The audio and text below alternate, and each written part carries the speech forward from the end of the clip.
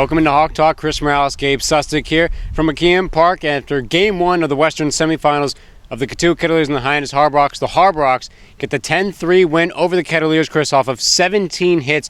Really, everyone on the Hyannis lineup really did a part today in today's game. Yeah, literally. It was a kind of game where everyone in the lineup, even the subs that came in, Bobby Melly, Ben DeLuzio, they all scored runs, they all had hits. It was a very interesting go-around of things, and it really started from the bottom of the first inning with 2 errors defensively by the Cotuit Kettleers, 3 runs scored for Hyannis, and after that, it was really lights out afterwards. Cotuit struggled offensively, 1 more error defensively for the Kettleers, and Hyannis really pretty easily won this Game 1 of a best-of-3 series. One of the reasons why they won this series was due to the bottom of the lineup in Ryan Burke, who went 4 for 4 today with a home run in his second at bat. He's our first Hawk Talk player of the game, and he caught up with Sammy O'Brien. Thanks, guys. I'm here with tonight's Hawk Talk player of the game, Ryan Burke. Ryan, just coming off the College World Series run with Texas A&M, right into the Cape playoffs, first game. What do you see the difference between the two? I mean, definitely the atmosphere. We had about 8,000 people in TCU. That's a little different, but I mean, good competition here, great players, and it was just a lot of fun trying to get a ring here. You got your second home run of the season, a solo shot back in the second inning. Offense, though, just explosive against Cotuit tonight. What did you see from this offense? We just had a real good approach, soft tossing lefty, a lot of off speed today. We just tried to stay up the middle away and kind of worked out for us, hit a couple bombs, so it was nice. Got the next playoff game, potentially an elimination game tomorrow at Cotuit at 4 o'clock at Lowell Park. The team vibe so far seems to be pretty loose. What is it after tonight's win? Yeah, definitely pretty loose. That's a good thing about this team. We're never uptight, and so it's a lot of fun, and hopefully we can eliminate them real quick and hopefully get Wednesday off or play on Wednesday, so get it over quicker as we can, so we'll see. All right, we'll see you out there tomorrow. Thank you for your time. Back to you guys.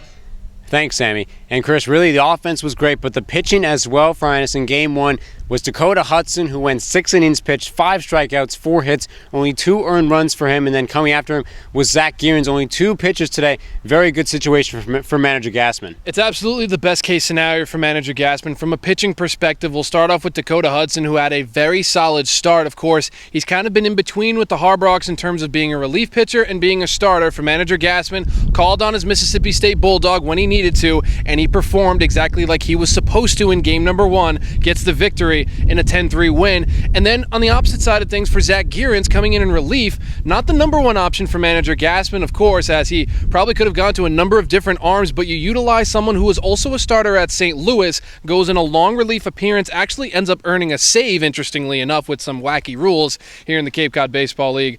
But again, a 3-inning relief appearance for Zach Gearens, and that saves a number of different arms in the bullpen heading into Game 2 tomorrow night at Lowell Park at 4 o'clock. For manager Gassman, using Zach Gearens in that situation was a smart move, and it's going to pay off dividends tomorrow should it be a closer game against the Cotuit Kettleers. In a game like this, Hyannis was working on both ends. Dakota Hudson was a big part of that. He also caught up with Sammy O'Brien after the game. All right, I'm here with another Hawk Talk player of the game and starter tonight, Dakota Hudson. Dakota talking with Gassman before the game. He said you've been one of the most dominant pitchers on this staff. What do he tell you about getting the start tonight? Just fill up the zone and trying to get consistent. They're a good hitting team, so it was just pound the zone and try and get them to swing early and trying to eat up as much of the game as possible before we got in our good relievers. So. You've been throwing relief here also along with starting. Throw relief back at Mississippi State as well. When was the last time you started a playoff game? High school, I guess. It's been a while. You got some offensive help as well, 10 runs on the day. How big was that for you, mindset going through the game? Yeah, it was huge. The biggest thing about that was just not losing focus. I mean, I had a lot of good hits from there was Jake Knoll and Tiberi, I'm pretty sure, had a few hits, and then in the back end later in the game, Bobby Melly. So. All right, Dakota Hudson, Hawk Talk player of the game. Back to you guys.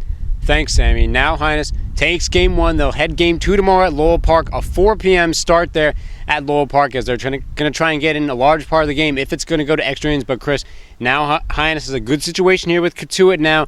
More than likely, Vance Tatum will be on the bump. Not sure who Katuitt's going to have, but they used 4 pitchers today, so they definitely put themselves in some kind of a hole. Yeah, it's a very interesting situation for the Cotuit Kettleers. You use your best starter in John Woodcock today. He is obviously unavailable for Game 2 tomorrow and more than likely for Game 3 should it get to that scenario. But you use 3 of your better relief pitchers in the bullpen as well. For manager Mike Roberts and the Cotuit Kettleers, no move that you made pitching-wise really proved positive for him today as the Kettleers arms all struggled, either starting or coming out of the bullpen. Really, for manager Mike Roberts, is going to have to change a lot of things around in a short amount of time with an early start tomorrow at Lowell Park. It'll be interesting, and as you mentioned, on the opposite side for manager Gaspin, things are a little easier. You have almost everyone in the bullpen ready to go, and more than likely, another Mississippi State Bulldog in Vance Tatum will more than likely make a start at Lowell Park tomorrow. It's an interesting scenario for both sides, but the thing is, the Harbrox have a 1-0 lead in a best-of-3 series. All the pressure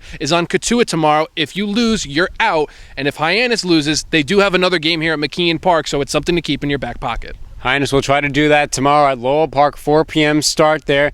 And we'll see you there tomorrow as Hyannis tries to make it to the Western Finals. From Chris Morales, Gabe Sussex saying goodnight.